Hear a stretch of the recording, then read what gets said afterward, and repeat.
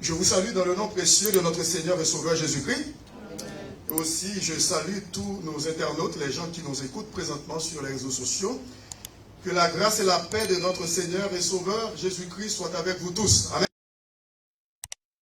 On va la lecture de la parole de Dieu dans Ésaïe, chapitre 43. C'est le 43e chapitre d'Ésaïe. Vous pouvez visionner pendant que je vais vous faire la lecture. Alors, je vous en fais la lecture maintenant. C'est le verset 1er et 2. Ainsi parle maintenant l'Éternel, qui t'a créé, ô Jacob, celui qui t'a formé, ô Israël. Ne crains rien, car je te rachète. Je t'appelle par ton nom, tu es à moi. Si tu traverses les eaux, je serai avec toi. Et les fleuves, ils ne te submergeront point. Si tu marches dans le feu, tu ne te brûleras pas, et la flamme ne t'embrasera pas. Que l'Assemblée de Dieu dise, Amen. Merci, vous pouvez vous asseoir. Le Seigneur de tout. Ici, dans ce contexte, nous voulons essayer de comprendre pourquoi Dieu avait prononcé cette parole. En tout premier lieu, cette parole a été prononcée par Ésaïe, le prophète de l'Éternel, et à peu près 700 ans avant la venue de Jésus-Christ ici-bas sur cette terre. Mais cette prophétie qui veut dire, ces paroles ont été prononcées pour consoler en tout premier lieu les enfants d'Israël. Le peuple d'Israël qui traversait des moments noirs de leur vie, des moments difficiles, des moments d'adversité. Ils avaient besoin d'entendre des paroles de consolation, des paroles de réconfort pour leur âme en détresse. Et c'est pour cette raison, c'est dans cette occasion même que cette parole a été prononcée en tout premier lieu pour les enfants d'Israël. Ainsi parle maintenant l'Éternel, ou Yahweh, ou Yahvé en hébreu, l'Éternel, qui t'a créé, ô Jacob, celui qui t'a formé, ô Israël. Ne crains rien, car je te rachète. Je t'appelle par ton nom. Si tu traverses les eaux, je serai avec toi. Et les fleuves, ils ne te submergeront point. Si tu marches dans le feu, tu ne te brûleras pas. Et la flamme ne t'embrasera pas. Normalement, les enfants d'Israël étaient aux prises avec des ennemis aux alentours. Des gens qui ne voulaient rien savoir de Dieu parce qu'ils ne le connaissaient pas. Des gens qui étaient des mécréants, c'est-à-dire qui n'avaient aucune conscience religieuse, qui étaient loin de Dieu, qui vautraient dans les ténèbres du dehors, dans la boue du péché, pataugeaient de la tête aux pieds. Ces gens ne connaissaient pas Dieu. Mais les enfants d'Israël étaient parmi ces nations-là. Parfois, la tentation les poussait à imiter ces gens-là. Et la colère de Dieu s'enflammait contre son peuple pour cela. Mais lorsque les enfants d'Israël se sont tournés vers Dieu, eh bien, dans la confession sincère, Dieu les a pardonnés. Et puis, Dieu a dit, ainsi parle maintenant l'Éternel qui t'a créé, ô Jacob. Maintenant, Dieu commençait à parler aux enfants d'Israël, à leur cœur, pour leur faire comprendre, eh bien, qu'il n'a pas abandonné son peuple. Quand son peuple crie à lui. C'est la même chose pour nous, le peuple du Nouveau Testament, c'est-à-dire sous la Nouvelle Alliance, comme la parole de Dieu nous fait et nous parle dans 1 Jean 1,9. Si nous confessons nos péchés, il est fidèle et juste pour nous les pardonner et pour nous purifier de toute iniquité. Amen. C'est un Dieu d'amour. C'est un Dieu de miséricorde. C'est un Dieu de grâce, de bonté et de pardon. Un Dieu qui est grand en fidélité. En fidélité. Il veut dire lorsque son peuple se tourne vers lui, eh bien, dans la repentance, Dieu vient au secours de son peuple. Il le pardonne, il le réhabilite dans sa communion avec lui. C'était toujours comme ça. Dans l'Ancien Testament, c'était comme ça. 2 Chroniques 7,14 le dit. Si mon peuple, sur qui est invoqué mon nom, s'humilie, prie et cherche ma face, s'il se détourne de ses mauvaises voies, je l'exaucerai des cieux, je pardonnerai son péché et aussi je guérirai son pays. C'est-à-dire même son pays participera à la bénédiction et à la guérison de Dieu. Amen. Amen. Même son pays. Lorsque nous regardons ce qui se passe dans notre pays natal, alors vous pensez que tout espoir est perdu. Mais Dieu est toujours là. Tout simplement, le peuple haïtien, nous qui sommes le peuple haïtien, même lorsque nous faisons partie de la diaspora, ne disons pas que, écoute, ça ne nous regarde pas. Au contraire, je vois qu'il y a des gens que ce genre de problème les préoccupe énormément. Alors, que veut dire, nos compatriotes là-bas, sur le terrain, et aussi nous qui sommes dans la diaspora, nous compatissons aux problèmes de nos frères haïtiens, de nos frères et sœurs, nos consoeurs et nos confrères haïtiens. Est-ce que vous êtes là?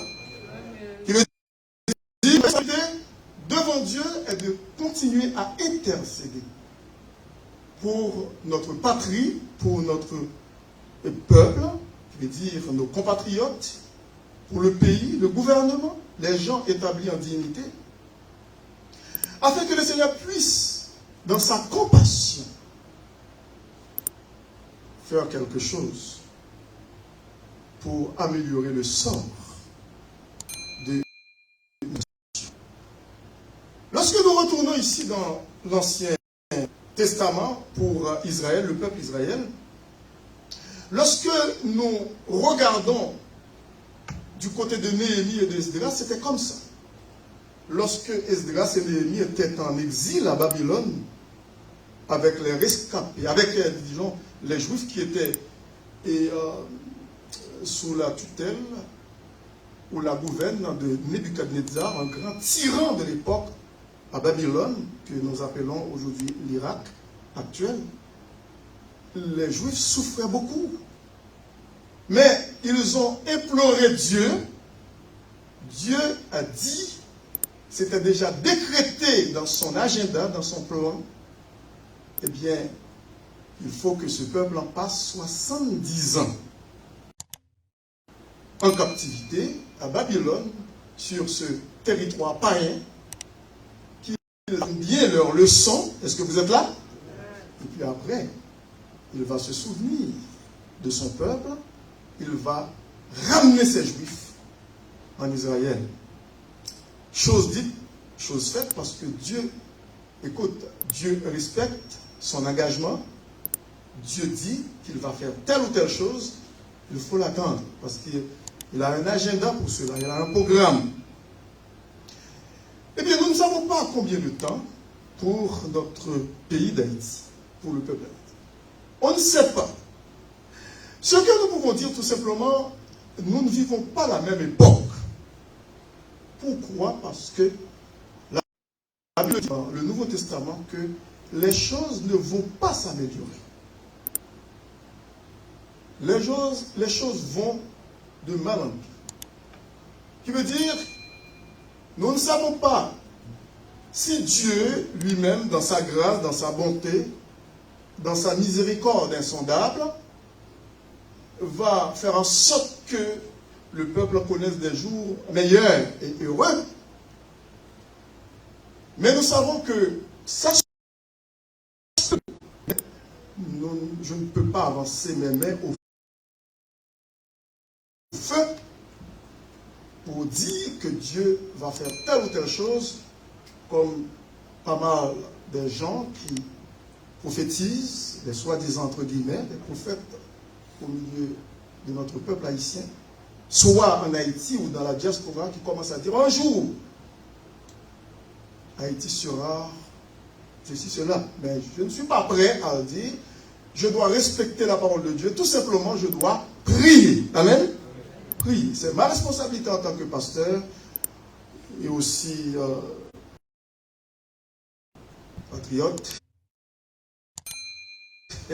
C'est de prier, d'intercéder en faveur de mon peuple, comme Esther l'avait fait, comme son oncle Mardoché l'avait fait. Et puis je dois aussi le faire. C'est ma responsabilité de vous inviter à le faire. Je ne vais pas perdre espoir du tout, pas du tout, pas du tout. Je n'ai aucune raison pour perdre l'espoir pour Haïti, pour mes chers compatriotes là-bas. Mais tout simplement, je sais que selon la parole de Dieu, quel que soit le pays dans lequel nous vivons, le Canada, les États-Unis, la France, l'Angleterre, dans le monde entier, les choses ne vont pas s'améliorer. Et laissez-moi vous dire que, écoute, c'est la parole de Dieu qui le dit. Juste une petite parenthèse, c'est vrai que nous vivons dans un pays riche, gloire à Dieu, mais jusqu'à quand? Parce que bientôt, je ne sais pas quand, je ne peux pas donner une date parce que je ne suis pas un prophète, un faux prophète, par la grâce de Dieu, mais je sais que toutes les banques du monde vont connaître une faillite, une banqueroute extraordinaire. Tous les marchés boursiers vont connaître une faillite extraordinaire à travers le monde. Oui. L'or va perdre sa valeur. Les riches vont gémir, vont pleurer. Et c'est pour cette raison que nous devons continuer à fixer nos regards sur Jésus. C'est lorsque nous regardons dans le Nouveau Testament, c'est pour cette raison que nous n'avons rien à envier les gens qui possèdent des richesses. Pourquoi? Parce que cela va terminer un jour. Nous n'avons pas besoin de nous fatiguer pour cela. Jacques chapitre 5, parce que l'Éternel est le Seigneur de tout, il est avec nous. Dans Jacques chapitre 5, il est dit, pleurez et gémissez à cause des malheurs qui viendront sur vous. Vos richesses sont pourries, dis-je, et vos vêtements sont rongés par les teignes. Votre or et votre argent sont rouillés, et leur rouille s'élèvera en témoignage contre vous et dévorera vos chairs comme un feu. Vous avez amassé des trésors dans les derniers jours. Vous faites des richesses, des fortunes sur le dos des gens simples, des innocents, que vous considérez comme des esclaves. Voici le salaire des ouvriers qui ont moissonné vos champs, qui ont travaillé durement pour gagner leur croûte, et dont vous les avez frustrés parce que vous ne les avez pas bien payés. Ils sont sous-payés. Eh bien, le salaire des ouvriers crie, et les cris des moissonneurs sont parvenus jusqu'aux oreilles du Seigneur des armées. Vous avez vécu sur la terre dans les délices, dans les richesses, dans les voluptés, dans l'abondance. Vous avez vécu au jour du carnage. Vous avez condamné les enfants de Dieu. Vous avez condamné, vous avez tué le juste qui ne vous a pas résisté. Mais à vous, mes frères et sœurs, Jacques s'adresse maintenant les bien-aimés de Jésus-Christ, soyons donc patients. Frères et sœurs, jusqu'à l'avènement du Seigneur, il n'est pas loin. Voici le laboureur attend le précieux fruit de la terre, prenant patience à son égard, jusqu'à ce qu'il ait reçu les pluies de la première et de l'arrière-saison. Amen. Prenons patience. Ça vient. Ça ne va pas rester comme ça. Parfois, nous sommes victimes des riches, des potentats de ce monde. Un jour, ça va finir. Le Seigneur est toujours là avec nous. Il voit, il regarde tout. Amen. Et c'est pour cette raison que dimanche dernier, j'ai un message qui dit: n'amassez pas, ne vous amassez pas de trésors sur la terre, où la teigne et la houille détruisent, et où les voleurs percent et dérobent.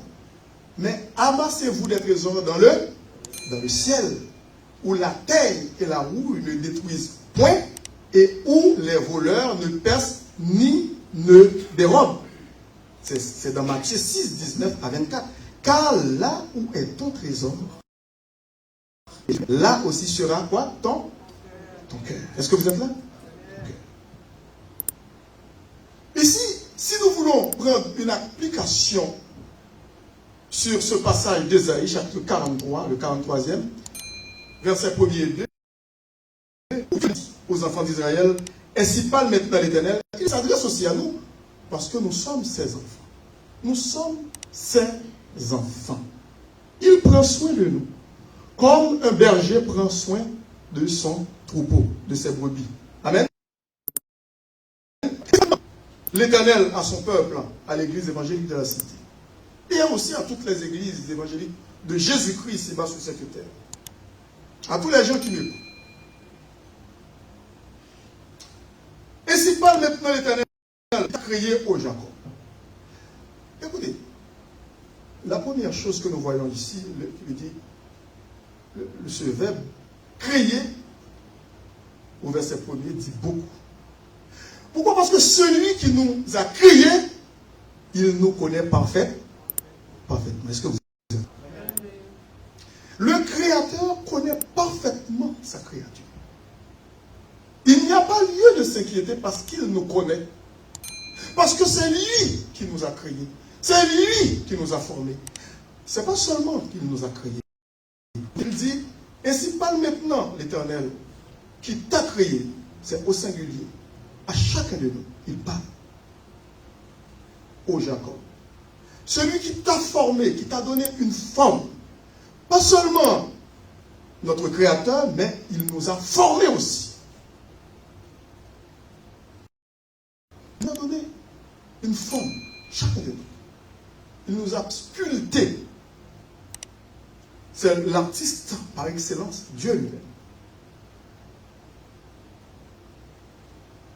Ne craignez. Ne craignez.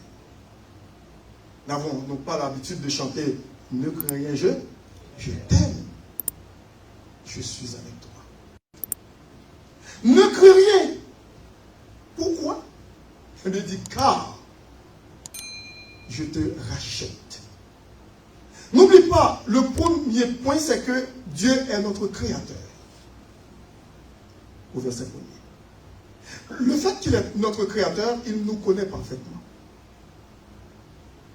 Encore le verset 1er, il dit, celui qui t'a formé, il nous a formés lorsqu'il nous créa. Et puis, troisièmement, il est notre Rédempteur. Après nous avoir créés et aussi nous avoir formés, il nous arrache. Il nous a rachetés. Amen. Il nous a rachetés. C'est vraiment intéressant. Il est notre Créateur et il est notre Rédempteur. Amen. Ne craignez quand je te rachète. C'est le principe de la rédemption, ce verbe, racheter. Et non seulement qu'il est notre Créateur, il est notre Rédempteur, mais il dit au verset 1er qu'il nous appelle par notre nom chaque jour. Parce qu'il nous connaît parfaitement. Je t'appelle par ton nom. Qui veut dire Dieu ne se trompe jamais sur les noms. Est-ce que vous êtes là? Il ne se trompe pas. Il nous connaît parfaitement parce qu'il est notre créateur. Il nous connaît parfaitement parce qu'il est notre rédempteur. Il nous connaît parfaitement parce qu'il nous appelle par notre nom, chacun de nous. Je peux me tromper sur les noms des gens. On peut même avoir des enfants, parce que nous avons beaucoup d'enfants, parfois on se trompe sur les noms. Mais Dieu ne se trompe jamais. Écoutez, des milliards de personnes sur la planète Terre qui prient Dieu, qui connaissent Dieu, lorsqu'ils prient Dieu, lorsque ces gens, ces personnes, lorsqu'elles prient Dieu, chaque personne, distinctement Dieu, les entend distinctement. Parmi les milliards de personnes, il reconnaît ma voix, il reconnaît la tienne. Est-ce que vous êtes là? Écoute, il n'y a pas d'erreur en Dieu, pas de confusion. Il ne va pas confondre une voix à une autre. Impossible parce qu'il est Dieu. Et c'est pour cette raison qu'il dit, je t'appelle par ton nom. Tu es à moi. Lorsque Dieu avait envoyé l'ange Gabriel dans une petite maison, dans une petite bourgade aussi insignifiante dans l'histoire d'Israël, c'était Nazareth, qui n'avait aucun renom, aucune réputation, pour aller annoncer cette bonne nouvelle à Marie. L'ange ne s'est pas trompé d'adresse. Dieu l'avait envoyé directement chez Marie. Peut-être Marie pensait que l'ange s'est trompé, non? Mais je ne connais point d'homme. Ah non, non, non, c'est toi. Je t'appelle par ton nom, tu es à moi. Et lorsque Dieu dit tu es à moi, c'est vrai. Amen. Parce que Jésus-Christ a dit dans Jean 10, je connais mes brebis. Et mes brebis me connaissent. S'il y a une relation dans les deux sens, ce n'est pas à sens unique. Je connais mes brebis et elles me connaissent aussi. Je leur donne la vie éternelle, mes brebis. Elles ne périront jamais. Et personne ne les ravira de ma main. Est-ce que vous savez?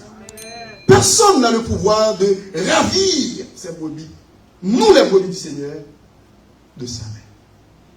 Parce qu'il est notre créateur, il est notre rédempteur. C'est lui qui nous a appelés par notre nom, chacun de nous. Nous sommes à lui, comme il est à nous.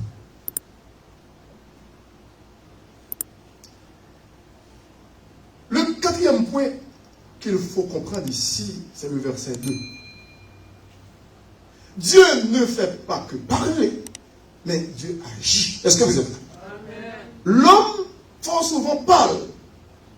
Nous sommes fort souvent des grands parleurs, des grands orateurs, des grands diseurs, des grands conteurs de fables, d'histoires, des maîtres chanteurs. Mais nous sommes des petits faiseurs. Est-ce que vous êtes là? Mais Dieu, quand il dit, il agit. Amen. Le psaume 33 dit, quand il ordonne, car il ordonne, et la chose existe. Amen. Oui. Écoutez, avant de continuer les points, on regarde dans le psaume 33. Le psaume 33, avant de continuer avec Ésaïe. Écoutez, il est dit, le psaume 33, verset 6. Les cieux ont été faits par la parole de l'Éternel. C'est la parole active, la parole créatrice. Réma, comme on dit en grec, la parole créatrice de Dieu. Les cieux ont été faits par la parole de l'Éternel. Et toute leur armée par le souffle de sa bouche. Il amoncelle en un tas les eaux de la mer, les océans. Il les a tassés pour que le sec apparaisse, parce que à l'origine, c'était des eaux seulement, et puis avec l'immensité de l'univers, l'espace, l'immensité, il y avait des eaux en haut et en bas. Dieu les a séparés. Et puis, il a tassé les eaux sur la face de la terre parce qu'il n'y avait pas de terre. C'était des océans. Dieu ordonne que les eaux se tassent pour qu'apparaisse la terre afin que l'homme puisse trouver un endroit pour demeurer. Est-ce que vous êtes là? Oui. Et c'est pour cette raison que c'est l'homme qui a été le dernier crié. En sorte qu'il puisse trouver tout. L'Éternel, notre Seigneur de tout. Il amoncelle le tas les eaux de la mer, il met dans des réservoirs les abîmes. Que toute la terre craigne l'Éternel. Je ne comprends pas pourquoi les gens frappent leurs pieds sur la terre comme si ils sont des hommes forts, ce sont eux qui gouvernent la terre, ils font tout ce qu'ils veulent. Écoute, est-ce qu'ils attendent jusqu'à ce que Dieu dise? Ils attendent que Dieu dise, arrêtez et sachez que je suis Dieu. D'après le psaume 46. Au lieu de s'humilier, d'avoir la crainte de Dieu, que toute la terre craigne l'Éternel. Les gens qui torturent des gens, qui les tuent, les massacrent, avec cruauté, ce sont des gens qui ne connaissent pas Dieu parce que leur tour arrive. Leur jour arrive. Qui s'y opposera? Personne. Que toute la terre craigne l'Éternel, que tous les habitants du monde tremblent devant lui. Écoute, ces gens qui font trembler la terre, qui font trembler les gens, les petites gens, les gens humbles de ce monde, les pauvres, les misérables, ils les font trembler sur la planète Terre. C'est parce qu'ils ne connaissent pas Dieu. Parce que leur jour arrive aussi. Que tous les habitants du monde, au contraire, tremblent devant qui? Devant Dieu, et non pas devant les hommes.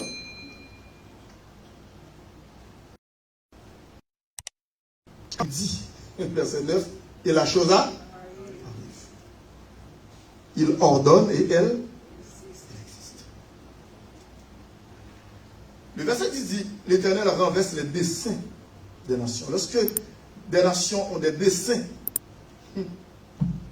des mauvais desseins, fort souvent, contre d'autres nations, Dieu peut renverser ces desseins. Il anéantit les projets des peuples, des mauvais projets parfois, pour servir leurs propres ambitions. Des grands pays, des grandes puissances qui sucent comme des sangsues, des punaises. Les petits pays, ils ont des mauvais desseins. Il anéantit les projets des peuples. Et un jour, ça va arriver, ça va venir. Les desseins de l'Éternel subsistent à toujours. Quant aux desseins de Dieu, les desseins de Dieu,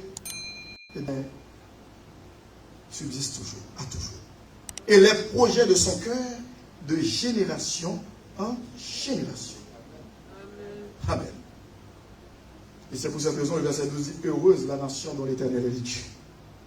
J'invite au peuple haïtien, écoute, de se mettre du côté de Dieu. De laisser le vaudou qui fait leur malheur. Ces gens-là. Parce que le verset 12 dit, heureuse la nation dont l'Éternel est le Dieu. Heureux le peuple qu'il choisit pour son héritage. Si le peuple haïtien voit ce verset, verset 12, ça va leur servir beaucoup. Mes compatriotes. Le verset 2 d'Ésaïe chapitre 43 dit, pour dire que Dieu ne fait pas que parler, mais il agit. Si tu traverses les eaux, vous voyez que Dieu n'a pas parlé seulement, mais il agit. Si tu traverses les eaux, je serai avec toi. Et c'est vrai. Dieu ne ment jamais. Il est un Dieu fidèle, digne de confiance.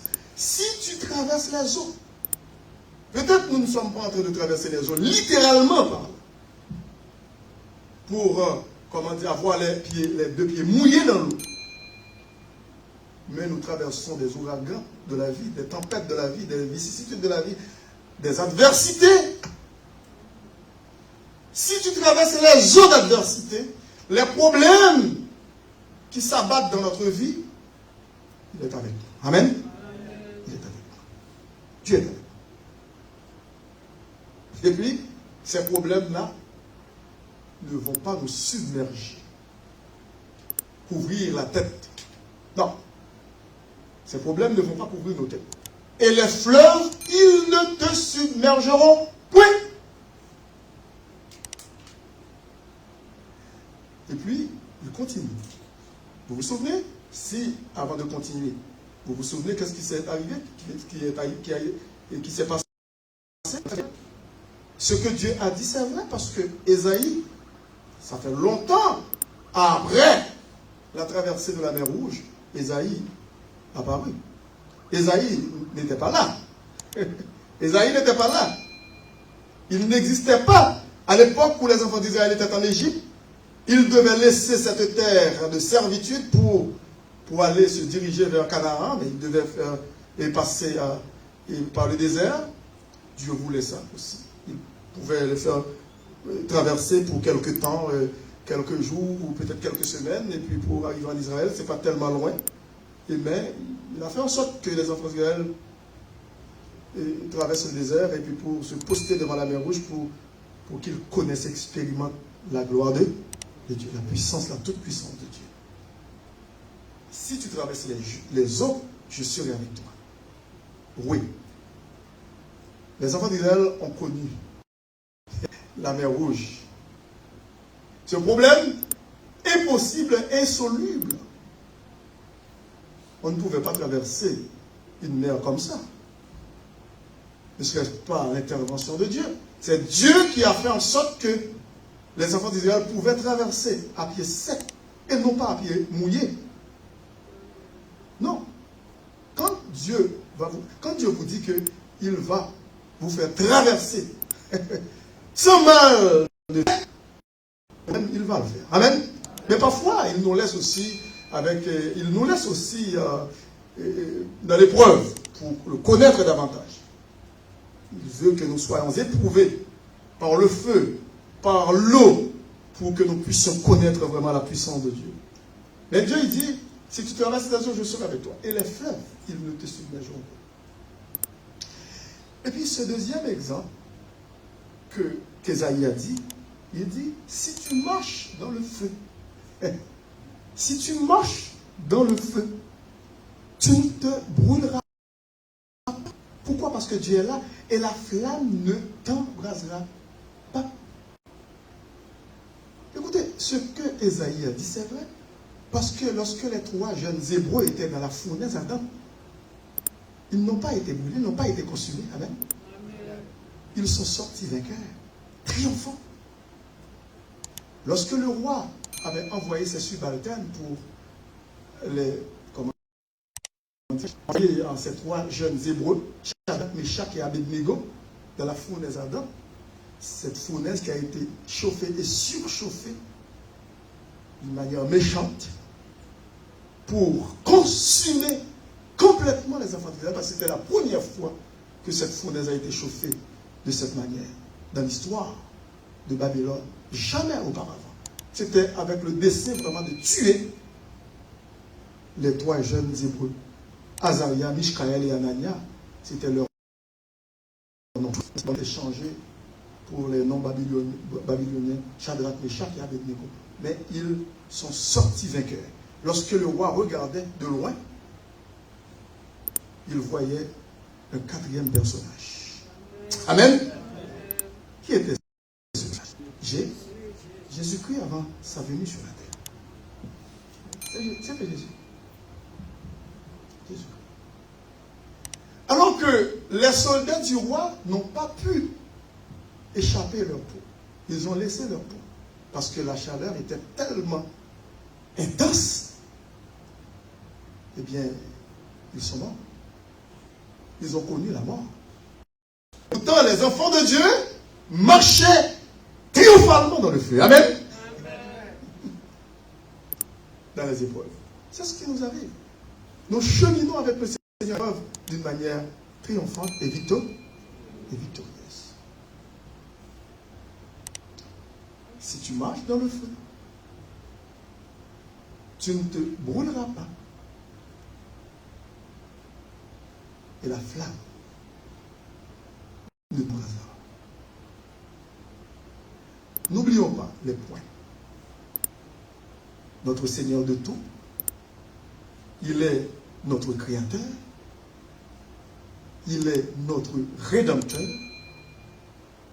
et c'est lui qui nous a appelés par notre nom, chacun de nous, pour le servir. Il nous a appelés à sa suite, pour être ses disciples. Au grand jamais, il ne nous abandonnera pas. Et il nous promet d'être avec nous durant les épreuves, pendant les épreuves, lorsque nous traversons les eaux de la vie, les épreuves de la vie, les vicissitudes de la vie, les moments difficiles, les moments noirs, les eaux, le feu. Deux éléments destructeurs de l'univers. L'eau et le feu. Dieu a détruit, a rasé complètement les habitants de la terre à l'époque de Noé. Les gens qui ne connaissaient pas Dieu. Mais par ce même déluge, cette eau, c'était le salut des enfants d'Israël. Est-ce que vous êtes là? Je veux dire le salut de Noé et aussi des membres de sa famille. Je veux dire Israël n'était pas encore là. Le feu a complètement rasé, consumé et détruit ces deux villes voisines, Sodome et Gomorrhe.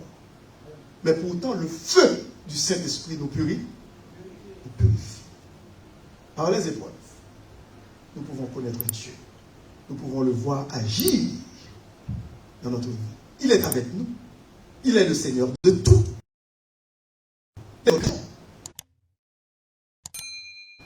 Il est notre Rédempteur, notre forteresse, et celui qui nous appelle pour le servir. Il est avec nous dans les moments les plus sombres. Parce que, fort souvent, nous cheminons les sentiers les plus sombres de la vie. Quand le ciel est noir, est assombri par les nuages, il n'y a pas de rayon. Le soleil n'arrive pas à percer les nuages. Mais Dieu est là. Amen. Il nous voit. Il nous regarde. Il prend soin de nous. Comme dit le cantique, si ton sentier devient rude, épais et pénible, Jésus est là. Amen. Tes ennemis, ne les connaît-il pas? Les problèmes auxquels tu fais face, Dieu ne les voit-il pas? Mais oui, il les voit. Il voit tes ennemis, mais tu ne les vois pas. Fort souvent, tu cherches des ennemis qui ne sont pas dans ton sein, mais ils sont là dans ton sein. Dieu les voit. Tu chasses les ennemis qui sont de loin. Tu dis, moi, je ne veux rien savoir de mes ennemis. Mais pourtant, il y en a qui sont dans ton sein. Dieu les voit. Dieu va régler leur compte, à moins qu'ils se répandent. Amen. C'est pour cette raison que nous devons prier pour eux. Marchons avec le Seigneur.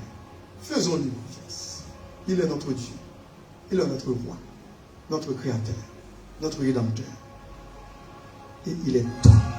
Que le Seigneur bénisse. Je vais prier pour les gens qui entendent ce message, qui ne connaissent pas encore Jésus-Christ. Ils vont répéter après moi sur les réseaux sociaux et pour qu'ils reçoivent Jésus-Christ dans leur cœur comme leur sauveur. Père éternel, je viens d'entendre ta parole. Autrefois, j'étais rebelle à ta voix. Je ne te connaissais pas.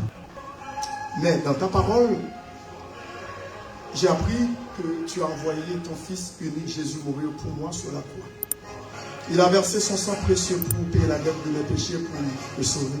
Seigneur Jésus, je te reçois maintenant dans mon cœur comme mon sauveur personnel, afin que je sois un jour au ciel avec toi, avec les saints.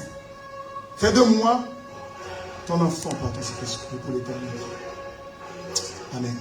Sachez que si vous avez fait cette prière d'une manière sincère, vous êtes devenu enfant de Dieu pour l'éternité. Père, nous te remercions pour ce moment passé dans ta sainte présence.